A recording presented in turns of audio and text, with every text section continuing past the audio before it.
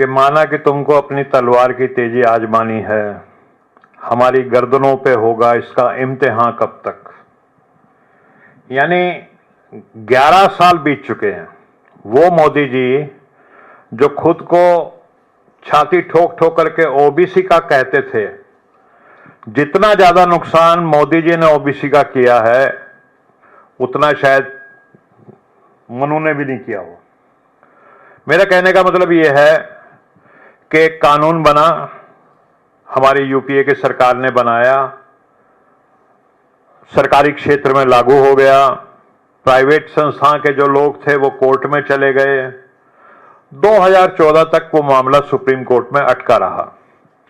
29 जनवरी 2014 को कोर्ट का फैसला, अंतिम फैसला आ गया कि हमारे जो मनमोहन सिंह जी ने जो कानून बनाया था, जो पार्लियामेंट ने कानून बनाया था उनके प्रधानमंत्री के कॉल में, वो बिल्कुल संविधान सम्मत है और इसको लागू किया जाना चाहिए। 29 जनवरी 2014 को लोकसभा के चुनाव शुरू हो चुके थे, आचार संहिता लागू हो चुकी थी, नई सरकार आई और पिछले 11 साल से मोदी जी कुंडली मार करके बैठे हुए हैं इस पे। और वो खुद को क्या कहते हैं? खुद को कहते हैं मैं ओबीसी का हूं। तो मेरा मानना यह है कि पिछले 11 वर्ष, पिछले जब से देश आजाद हुआ 78 वर्ष में डार्केस्ट पीरियड रहा है ओबीसी के लिए, शेड्यूल कास्ट शेड्यूल ट्राइब के लिए। एक जो मनुवादी व्यवस्था जिसका जिक्र हमारे गौतम साहब ने कहा, जिक्र किया कि एक मनुवादी व्यवस्था होती थी जिसमें एकलव्य का अंगूठा काट दिया जाता था। हजारों लाखों करोड़ों ऐसे उदाहरण हैं। यानी कानून बना करके वंचित रखा जाता था दलितों को, पिछड़ों को, आदिवासियों को शिक्षा से। अब वही चीज एक अलग तरीके से की जा रही है कि शिक्षा को महंगा कर दो और शिक्षा का निजीकरण कर दो जिसमें आरक्षण ही ना मिले। अब मेरे पास जो एक आंकड़ा सामने रखा हुआ है, वो आंकड़ा मुझको बताता है, और ये पार्लियामेंट की रिपोर्ट में जिक्र है इसका, कि इस देश में इस समय 517 प्राइवेट यूनिवर्सिटीज चल रही हैं जिनमें कोई आरक्षण नहीं है। इस देश में 45,000 से ज्यादा डिग्री कॉलेज हैं जिनमें सिर्फ 21.5% जो कॉलेज हैं वो सरकारी हैं और 78.5% जो कॉलेजेस हैं वो प्राइवेट हैं जिनमें आरक्षण नहीं है। और जैसा कि हमारे साथियों ने बताया कि बहुत कम संख्या में एससी, एसटी, ओबीसी के बच्चे जो हैं वो छात्र जो इन कॉलेजेस में पढ़ रहे हैं। और जो हाल कर दिया है इस सरकार ने सरकारी संस्थानों का, वो सब हम जानते हैं। अशोका यूनिवर्सिटी, अजीम प्रेमजी यूनिवर्सिटी में जो बच्चा पढ़ता है, जो क्वालिटी उसको एजुकेशन की मिलती है वो आज सरकारी क्षेत्र में जो बच्चा पढ़ रहा है उसको नहीं मिल पा रही, क्योंकि अलग तरह के वहां पे संसाधन है। तो हमारे बच्चों को, जिसका जिक्र डॉक्टर विक्रांत जी ने भी किया कि 90% जो आबादी है इस देश की, उनके बच्चों को एक अच्छी क्वालिटी शिक्षा से ये सरकार जो है लगातार महरूम करती चली आ रही है। तो वो एक, हमने बचपन में एक फिल्म भी देखी थी, उसमें गाना याद आ गया कि गैरों पे करम, अपनों पे सितम, ए जाने वफा ये ठीक नहीं। तो मोदी जी तो खुद को ओबीसी का बताते हैं ना, तो 48 घंटे में ईडब्ल्यूएस का कानून वो पास कर देते हैं, सिर्फ 48 घंटे में राष्ट्रपति जी से भी साइन हो जाते हैं। और 11 वर्षों में एक संविधान में जो चीज लिखी हुई है 15(5), उसको वो लागू नहीं कर पाते। ये मैं समझता हूं कि हमारे लिए देश का तो दुर्भाग्य है ही, हमारे ओबीसी, एससी, एसटी के भाइयों का भी दुर्भाग्य है कि ऐसा प्रधानमंत्री हमारे इस समय इस देश में है। एक चीज और मैं आपके सामने, क्योंकि हम इस विषय पे बात कर रहे हैं, ओबीसी में एक प्रावधान होता है क्रीमी लेयर का, और ये नियम है कि हर 3 साल में वो क्रीमी लेयर जो है वो उसका पुनर्विचार होगा कि वो तर्कसंगत है कि नहीं है। महंगाई बढ़ती रहती है, तनख्वाहें बढ़ती रहती हैं। तो 2017 में क्रीमी लेयर तय हुई थी 8 लाख रुपया, आज 2025 हो गई, 3 साल में, यानी 2020 में वो रिवाइज होनी थी। मोदी जी को फुर्सत नहीं मिली, विदेश में जाकर के टंका बजाते रहते हैं, लेकिन जिन ओबीसी का खुद को बोलते हैं उन ओबीसी की क्रीमी लेयर को रिवाइज करने का भाई साहब को फुर्सत नहीं मिली। एक हमारे संस्थानों में एक चीज और चल रही है, एनएफएस, यानी कि एक अपॉइंटमेंट होनी है। मान लीजिए अब हम 2 डॉक्टर बैठे हैं तो डॉक्टर की बात कर लेते हैं। एक डॉक्टर की अपॉइंटमेंट होनी है और एमबीबीएस की डिग्री चाहिए, 5 साल का तजुर्बा चाहिए।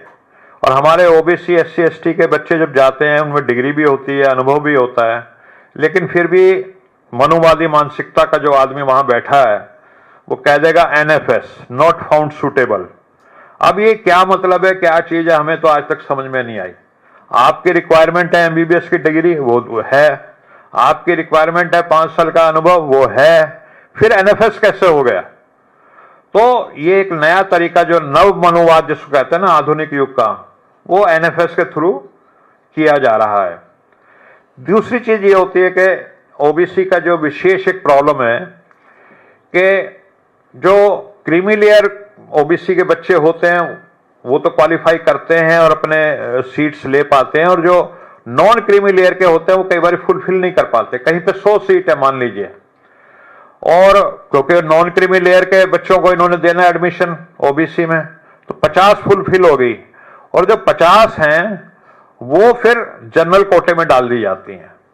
हमारा मानना यह है कि अगर नॉन क्रीमी लेयर से फुलफिल नहीं होती सीट तो जो बचती हैं तो वो क्रीमी लेयर के ओबीसी को मिलनी चाहिए। जैसे ईडब्ल्यूएस में मान लीजिए सीट कुछ अनफुलफिल्ड रह जाएं तो जनरल कोटे में जाती हैं, इसी तरह ओबीसी की जो सीट है वो ओबीसी के कोटे में जानी चाहिए। तो ये एक बहुत बड़ी विसंगति है जिसको दूर होना चाहिए।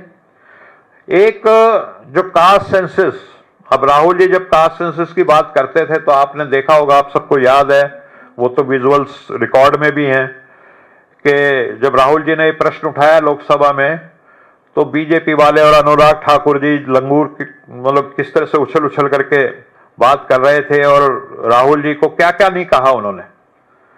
और ये कहा कि ये अर्बन नक्सल है, पापी हैं, ये कास्ट की बात करते हैं।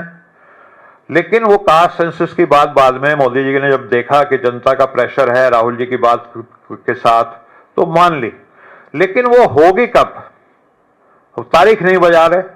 जो कास्ट सेंसस 2021 में होनी चाहिए थी, आज 2025 चल रहा है, उसकी उन्होंने मतलब कब शुरू करेंगे, क्या करेंगे, कितना टालेंगे, मेरे को समझ में नहीं आता। और दूसरा उसकी क्या रूपरेखा होगी। अब कास्ट सेंसस जो है वो अलग अलग तरह की होती है, उसमें रेनबो टाइप की चीज समझ लीजिए।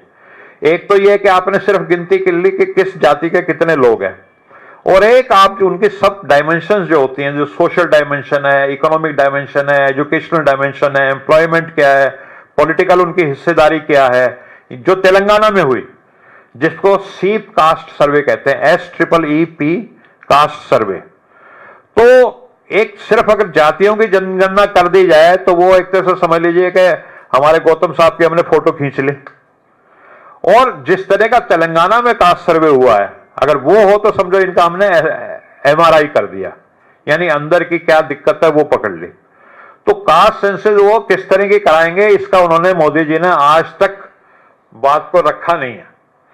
एक और जो है, जो तेलंगाना में हमारे जो कास्ट सेंसस के जो आंकड़े आए हैं उसके आधार पर 42% ओबीसी के आरक्षण की बात हुई है, और लगातार हमारे जो तेलंगाना के और हम सब साथियों ने जंतर मंतर पे धरना भी दिया था, केंद्र सरकार के पास मामला है कि उसको जो संविधान का जो 9वीं अधिसूचना होती है, 9th शेड्यूल होता है, उसमें डाला जाए ताकि वो जुडिशियल रिव्यू से बचा रहे। तो अपने आप को ओबीसी का, SC ST का खैर खा बताने वाले मोदी जी ने अभी तक, बिहार से भी ऐसे ही आई हुई है, और बिहार से जो मांग आई हुई है उसमें तो इनके पार्टी के लोगों ने भी शामिल हैं, बीजेपी ने भी मांग कर रखी है, लेकिन वो आज तक मोदी जी ने उसको भी लागू नहीं किया। और दुख के साथ कहना यह पड़ता है कि मंडल आयोग की 40 सिफारिशें थी, उसमें से सिर्फ 2 ही लागू हुई हैं अब तक, 38 अभी बकाया हैं। तो मैं अनुरोध करूंगा, मोदी जी छाती ठोक ठोक के खुद को ओबीसी का बोलते हैं, तो वो मंडल आयोग की जो बाकी 38 मांगे हैं जो बकाया हैं तो उनको वो लागू करें। बाकी तो मैं अंत में बधाई देना चाहूँगा हमारे जो आदरणीय दिग्विजय सिंह जी हैं, जिन्होंने ये कितनी अच्छी रिपोर्ट लिखी है। और मेरा मानना यह है कि जैसे एक मंडल कमीशन की रिपोर्ट आई थी, ऐसे ये जो रिपोर्ट आई है, ये जो सामाजिक न्याय की यात्रा हमारे देश में चल रही है, उसमें एक मील का पत्थर साबित होगी और लॉन्ग टर्म में हमारे जो दलित हैं, पिछड़े हैं, आदिवासी भाई हैं, बच्चे हैं, उनको इसका लाभ मिलेगा।